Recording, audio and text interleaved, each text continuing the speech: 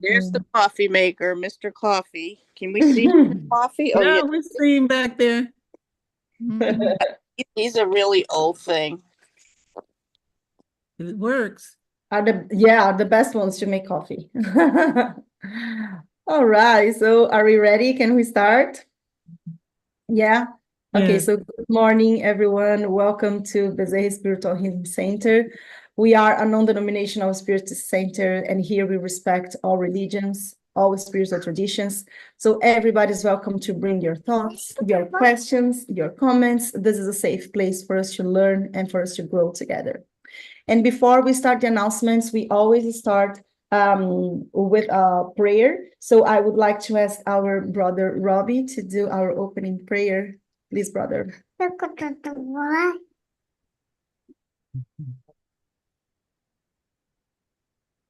You're on mute. There you go. There you go. Good day, everyone. It's such an honor to be able to come together and study. For all those who have put in the effort to bring us material to share for our benefit, we're truly blessed in so many ways. And we ask that the spirits in each one of us embrace our brother Charles for his presentation and dig in to find what we can take from it for ourselves in order to share with others. Such a true blessing to come together and share. And with so much love and gratitude, we bring this prayer session to a beginning for all of us for our service today. So be it. And so be it. Thank you, brother.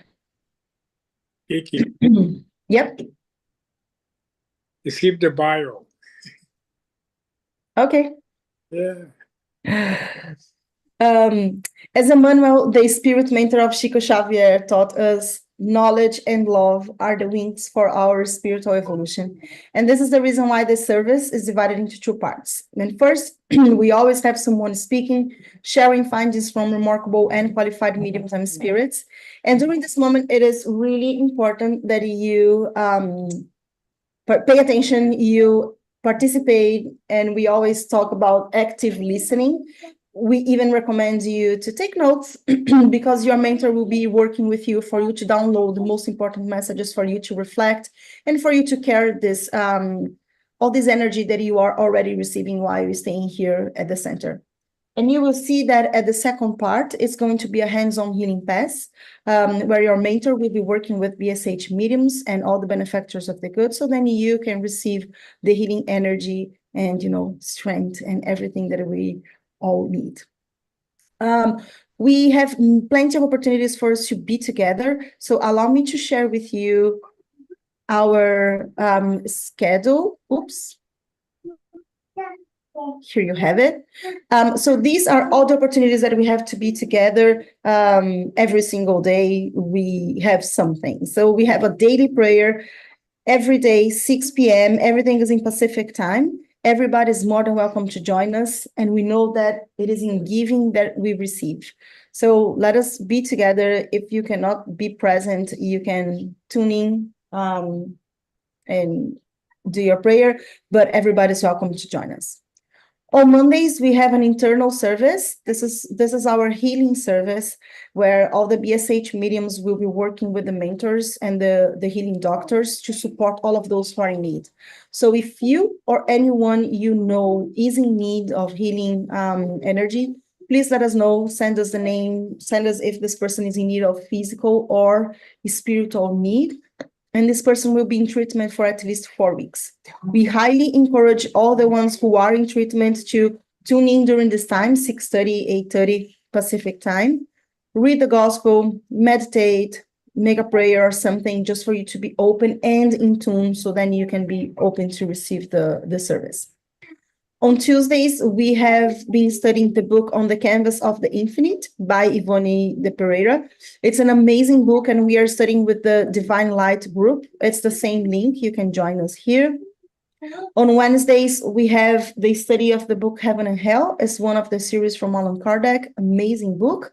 This study is from 6:30 to 7:30.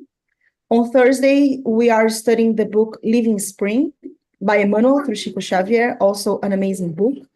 And even an important thing, even if you want to start coming right now, it's completely fine. Most of those books, they have isolated chapters, so you will be able to catch up really quickly. On Sundays, we are studying the book The Messengers by André Luiz through Chico Xavier, an amazing book as well. And one important thing is that every Wednesday we have fraternal assistance. It doesn't have necessarily to be only on Wednesdays, but it's a moment for you to talk to someone, to share, to vent, to have someone brainstorming with you, or even praying for you. So we don't want anyone, you or anyone, to feel that you are alone. We are here for you. We are here with you. So count on us. If you have any questions, you can always go to bshcenter.org, and we should be able to share live or updated information, but updated information. And today we will have our dear brother Charles. He will continue the study that we started on the Spirit's book. Today is going to be specifically about lethargy and catalepsy. We have been studying everything regarding to our spirit during the sleep time, and Charles will talk to us about this. I'm going to skip Charles' bio, but he is an amazing student with us. He's been working with us for a long time now. Charles, welcome, dear brother. I am going to share my screen, so then you can go through your presentation. Just let me know when you want me to switch pages. Thank you for being here, brother. When I do this, you can move the slides, okay? It's a visual clue. Well, good morning, everybody. It's a pleasure to be here, meeting with you again every week. And we are going through our study process as we continue our progress as incarnated beings. So in my first introduction, we are reading and studying the chapter 8 of the Spirit's book that addresses the aspect of spiritual emancipation. So for us to address the spiritual emancipation, it is important that we understand what does emancipation means. And for that, I need to ask you, and I solicit your participation at any time. Please interrupt me so we can have a conversation. So that way, our study becomes a really multitask type of activity where everybody's engaged. So one aspect that I would like to bring out is that what does emancipation means? Well, if you look into legal terms or where emancipation, the word emancipation is mostly used in our society nowadays, it has to do with the state of being freed from the restraint or control of another. So we're talking about, for example, parental control. Well, as a young person, we want to emancipate from our parents. We need to kind of do some work in order to become emancipated from that type of control. And for that, we have to accomplish something. We have to acquire the responsibility for our own welfare. So assuming that becoming self-support, self-sustained, and in a way that we no longer depend on our parents to become emancipated in our society. Legally, we can request to become emancipated by age 16 in the United States.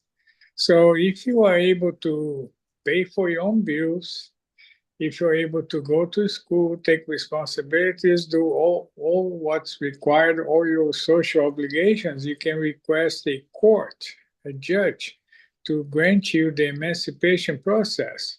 So that way you can reclaim to yourself the ability to be independent. But it's not so easy. Not everybody is able to do that, as you can understand. So, for example, if a minor is granted emancipation from the parents, he takes on the rights, privileges, and responsibilities, and accountability of adulthood. So he becomes an adult. So based on our values as a society. So emancipation of a minor is granted only when certain conditions have been met. Of course, since we are a spiritist group and we are studying spiritism, we're studying our relationship with our spirituality, we're talking about two different types of dimension. So we're talking about a spiritual dimension and a physical dimension. So what we described on the slides above, or just the slides about the emancipation of the mind, and we're talking about this physical dimension, the dimension of our material world, our society, our values. But when we talk about spiritism, or especially in this chapter about emancipation of the spirit, we're talking about the spiritual dimension. So basically, in one sentence, is our struggle to overcome ignorance. So ignorance of what? Something that we ignore, something that we don't know about, is about how our spiritual life is. For that process, we go to what we call the reincarnation experience. That's why we are here physically in this body right now, experience our infancy of development, of our childhood of the spiritual life. So as you can imagine, we are much closer to the beginning of everything than towards the more advanced realms, which the universe is has plenty of evolved spirits that have reached pure status, and even further than that. So basically, we're going to be addressing this chapter the spiritual dimension of emancipation of the body, right? Emancipation of the spirit. So for that, we've been introducing our progress to Moses, that came in and introduced us to the Ten Commandments. So that was our initiation to the spiritual realm of understanding of the universe. We came from a long way from the very basic of the physical realm, and we are entering the spiritual side. So Moses represents the very basic introduction to the spirituality, where he brought to us the concept of only one God, only one entity, only one goal for all humanity. And the second major step of that was Jesus, one of the most advanced spirits in our realm, that out of his heart volunteered to come down and materialize himself, becoming reincarnated, and help humanity do a leap jump into a more advanced process. So Moses, Jesus, that's the second revelation, as the Spiritism call it. And for the third revelation, we come with the Spiritist doctrine. That is the religion, science, and philosophy. So Allan Kardec was the one that introduced us into this body of knowledge, where his contribution has continued to assist us on better understanding our universe. So we have the materials that Allan Kardec was able to introduce in this slide that shows his work. The first work was the Spirit's book that he introduced in 1857. The Medium's book in 1861, Gospel According to Spiritism in 1864, Heaven and Hell, 65, Genesis in 68, and a basic work is a small collection of notes that he put together that's called What is Spiritism in 1859. So those are the work that if we are students of, if we want to emancipate ourselves from this material constraint, this material world, it's very important that we understand their relationship with the spiritism and understand how we are to connect and relate to the spiritual realm. So again, these are the basics. And since these 5 masterpieces, I would say, came about to support humanity on making this leap into a more advanced structure, more advanced understanding of who we are and where we're going, it is important that we understand that this is just the basic information. After Kardec, we have numerous contributors because Jesus was not the only messenger that our divine creator has introduced to our realm in order to bring society or bring humanity into a more evolved process. So we have other contributors as well. However, no one greater than Jesus Christ, which is the most pure and advanced spirit that has ever incarnated amongst us. So we have many others. So the purpose of Spiritism and the information that we find in the Gospel according to Spiritism is the mission of education. So Spiritism is here to assist in this process of educating ourselves. And the word education is very important because it's not the word education that we see in a traditional word, like you go to school and we learn this and learn that, or the school chooses what is it that they want to teach you. Education is basically on what the Greeks, or even the Latin word, the word education means to educare, is to bring out. So just like if you have a seed of a plant and you plant that seed in the proper soil, so you don't want to teach that seed to become whatever you want to do. Basically, you nurture that seed and that seed continues to evolve and flourish to become what it is meant to be. So you don't want to plant a seed of orange and expect bananas out of it. So if your seed is a seed of an apple, that's apple that you're going to be. So, and the quality of that apple, then that's what the other contributors to that development comes to play, which is society in general, that we work with that apple and prepare the soil, provide nutrition, provide quality to the soil. So when the apple comes to be, that will be the most delicious apple, but it's still an apple. So, and we're talking about human beings. So if we are human beings, we are meant to be, at least in this phase of our development, humans.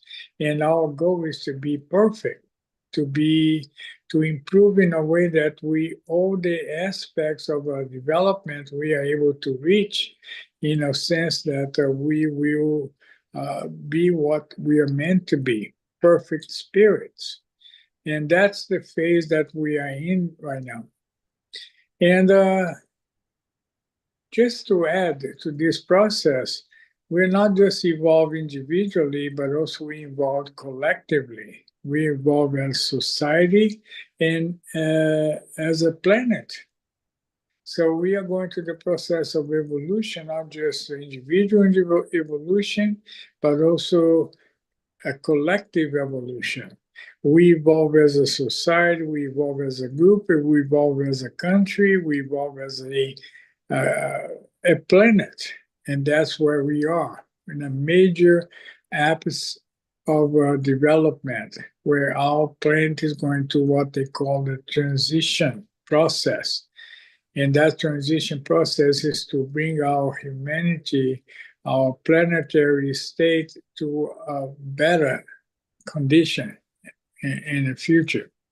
So that's what we're going to. And for that, we are to understand what it means to be emancipated. And of course, the divine intelligence, the divine process uses instruments that will promote our evolution. For example, what is our understanding of lethargy? Last week, in Kiki's presentation, we were talking about the spiritual development, the dreams, and what we experience when we are detached from the body, when the body is asleep, but our spirit is floating up somewhere in the universe. So that's one aspect.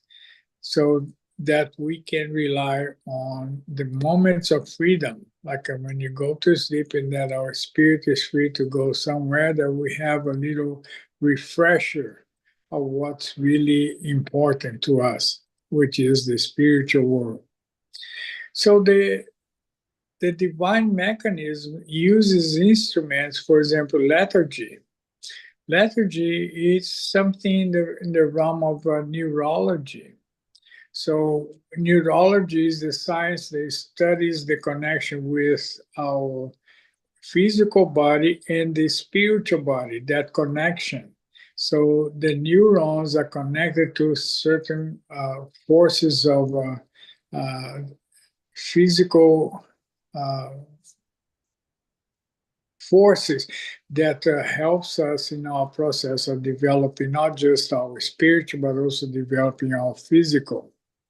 So lethargy is something that we can describe as, for example, is when we have in the realm of physical activity, we experience this fatigue, and they describe it as fatigue with a twist, a fatigue that we don't know where it's coming from, but my physical is not responding to my intellectual or my spiritual impulses.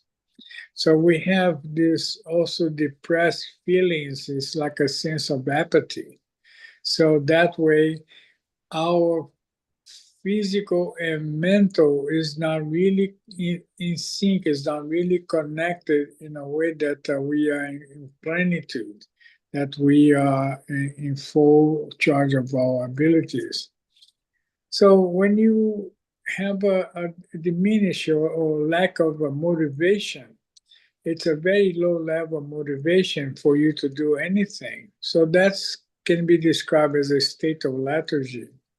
And your creativity is affected, is reduced, is not even present sometimes. So that is a moment where something is going on in our connection with our spiritual being and our physical being. So there is some kind of disharmony going on. So that way we get into these states of lethargy. Of course, this is not generalized. This is not for everybody, but some people go through this process, and that's what's going on.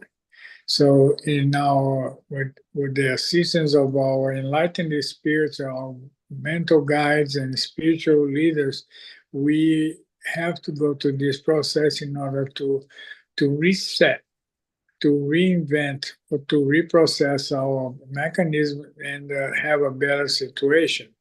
So these states of, I would say, disability, physical and emotional disability is temporary. Of course, nothing is forever. So we go to a period of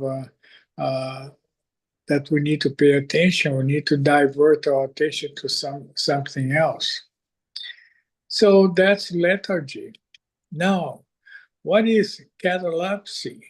Catalepsy is an aggravation of that state of lethargy.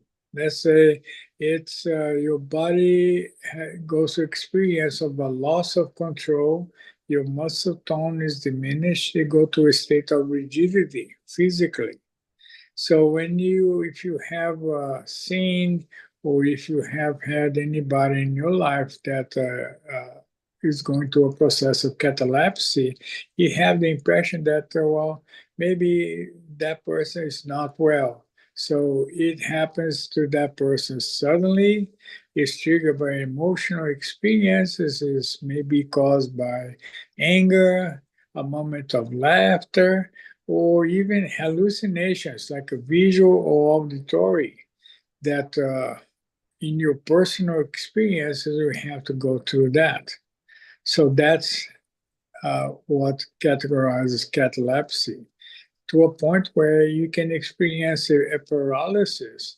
I don't know if you have seen some of the information that we find on the internet that demonstrates or pictures of people that are going through the process of catalepsy.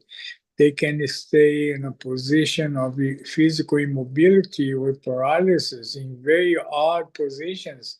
And you can do anything to do that. That person is not able to free themselves from that experience. However, internally, there's a lot of information that is being processed, a lot of new information that is going on, that the person, even though the person physically is not able to be normal, spiritually, that person is going through a process of a learning experience. So everything in that sense, catalepsy or lethargy is just a moment in life where you need to take a break, or the evolutionary process demands that that experience you have to go through in order to overcome some other difficulties. And also, catalepsy could evolve to, I didn't place over here, but it's called the catatonia. The catatonia state where a person is completely stuck and is not really mobile, is in catatonic state. So this is a progression of it. But anyways, basically what this chapter, which is basically just 2 questions on the Spirit's book that addresses this issue of catalepsy or lethargy, is a short one, but it has a very important and profound significance that we need to kind of learn and educate ourselves about it. So I don't know if anybody in the group has had that experience, but basically it is a process of building up a deeper understanding of the spiritual world, developing what is called the unshakable faith. That unshakable faith is only that which can face reason in all human epochs. So basically, Allan Kardec came to this conclusion that to have faith and to understand that no matter what we are going through, there are moments in everybody's life where life seems to be taking a break, taking a pause. Whatever conflict you're going through, at a personal level, at a group level, and we all go through this process. But again, it's to develop this faith that Allan Kardec calls as unshakable faith. So that's the whole idea, is for us to develop our education, understanding who we are, and becoming who we are to be in its full extension, to the point that we have to understand that everybody goes through this process at one point or another. I'll take, for example, a moment where somebody is, for some reason, for social pressures, moment in life experiences, become addicted to a drug, become addicted to alcohol, and become influenced heavily by these vices. So again, that's a process of catalepsy. It's a process of a lethargy of different formats. But our culture and our scientific understanding of these phenomena is not clear enough yet to understand that it is all interconnected. It is all part of it. So basically, this is the, in a short version, the whole presentation about the lethargy and catalepsy. Is just it's a personal experiences that people will go through, that we all go through, and it has a specific dimensions like epilepsy, has a dimension of lethargy, catalepsy, and even catatonia, and so on. There are so many that we cannot name all of them here. But anyways, it's a moment that physical and spiritual are not in sync, and they are making adjustments, and you have to go through this period of processing it, and that compromises your normal function in life. So basically, that's what I had to present to you. And I want to share my last slide with you is that Jesus was the most advanced human being that has landed in our planet and is still present because he has reached a level of evolution that we still immersed in his love. And that's where we're all going to. And I'm open for a conversation. Anybody has questions or contributions? Kiki, I know that you studied this chapter very well, so please feed in.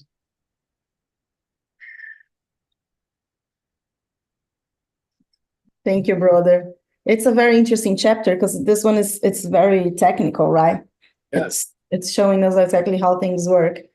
And first of all, thank you so much, Charles, for bringing all of this. I think that the three things that resonates with me very much is first is that we just learned that the body stops, but the spirit is still active, right? So I think it's again a beautiful opportunity for us. The more we master the functions of our thoughts, the more prepared we are going to be if in case of us, going through this type of situation. So what do we want to do during this time if we ever face this type of situation? I think it's really important that we understand how to leverage all the moments that we have in terms of spiritual awakening.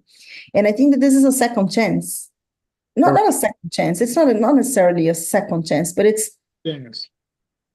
I just wanted to mention is that anybody that is going through some kind of challenge, mental, psychological, physical, it's going through that process. So that means that when Jesus teaches us about humility, it's about understanding that be humble because that person is going through a moment in their life. That's not the real state of that person. The person is just going through a depression, going through a phase where things are kind of being checked out. But deep inside, that person is an eternal spirit, that the only destination is evolution, is development. So that. Yeah, agree, brother. Compassion always. We are all going through so many things. And then the other thing too that this chapter rings a bell to me, and there is a whole study about that also in the Spirit's book. It's about euthanasia. So, right, sometimes we know that the body is not responding, and I don't want to bring that discussion right now. I think that it's a polemic topic, and we should use all the spiritual guidance to show us. But these specific questions, they are helping us to understand that the body is still tied to a spirit, right? So it's not up to us to untie that connection. So I think it's important that we take those things into reflection. While the body is not responding, as you said, Charles, the spirit is going through some level of evolution, and to us, compassion, support, prayers, and be with them. I think it's the most important things.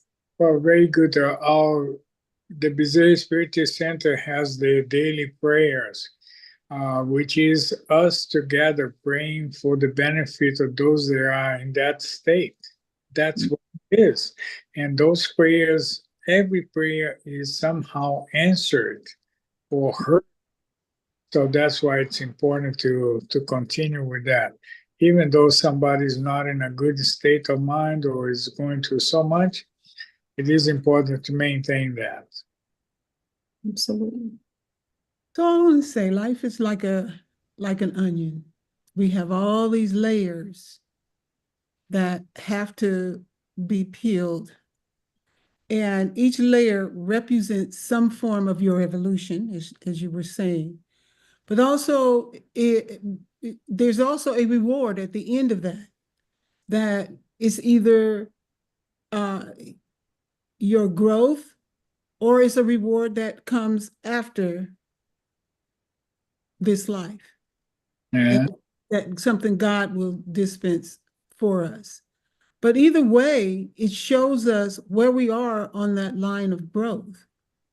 With how we respond, how we act, how we live through whatever it is that we're going through, that those growing pains, which can bring out the beast in our personalities if we're not happy. And we've seen that, anybody who's lost someone or lost their job or lost their home, whatever, or lost something about their body even, can bring out another side of you that you didn't even know that was, well, you knew it was there, but you thought maybe it was gone, because you've been studying and all that. But, somebody can cut you off at the wrong day on the freeway or even on the street and it can bring it out. It's for you, and it's for you to grow. It's for you to see where you are on that growing line, on your line of evolution. So everything is for a reason. Correct. But we don't look at it like that. That's not easy to do. Well, Time journey. a lot of the things that we carry on is the values that we adopted by the society that we are born in. For example, certainly the social values that we have in the US is different than the social values that you have in Korea somewhere or in who knows. So it's a process. It's still, we are this being that are evolving continuously despite all the experiences that we go through.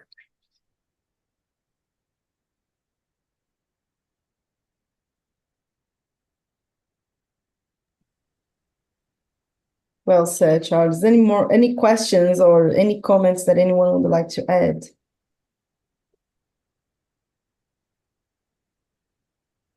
Has anyone ever read anything about it in other spiritist book rather than the spirits book? Because I don't see much. No. All right. Thanks, Charles. I really appreciated how you started out your presentation today, focusing on the emancipation of the soul. I think this is really important, and really for for all of us, of course, but as spiritists, we tend to understand and we readily agree with emancipation of the soul, where your mainstream may not, because there's not the proof, so to speak. But I think here lies the proof somewhat, just this whole presentation. Here lies the proof. So I think, even though someone might look at this and say, well, what's the moral, lesson in here or whatever, I think it is getting closer to understanding ourselves, understanding how to navigate life. And so it is important because I think it's in the spirits book. I don't know what number it is, but when they ask, what can we do to help ourselves, progress? And they say, know thyself. And so this is exactly what we do every Sunday, is getting to know ourselves better. So thank you so much. Yeah, thank you, Teresa. Is the aspect of education. There are two types of education, in my understanding. One that is from outside in, the information that comes from the outside, and pour that information to somebody, and okay, learn this, learn that. And also the education that comes from within is what I need to know about myself that I need to develop and evolve into who I am. That's what it is. You're right. Thank you. Yeah.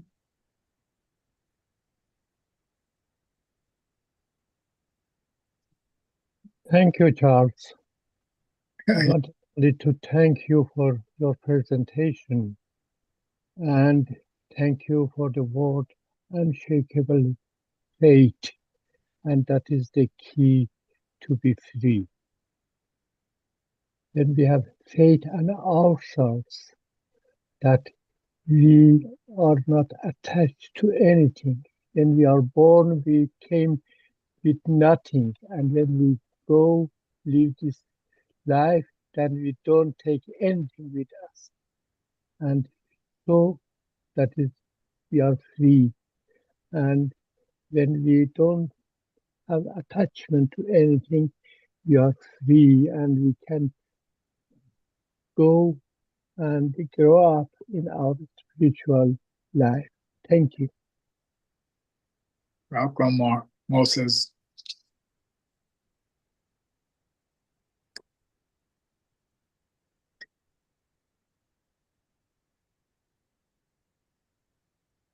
All right, any other questions or comments?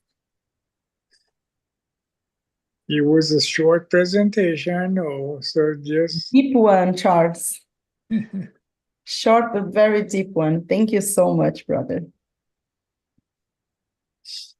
All right, everybody. So if we do not have more questions or any more comments, we will close this part of our study. And in 2 minutes, 3 minutes break, we will come back and we'll resume with the healing passes.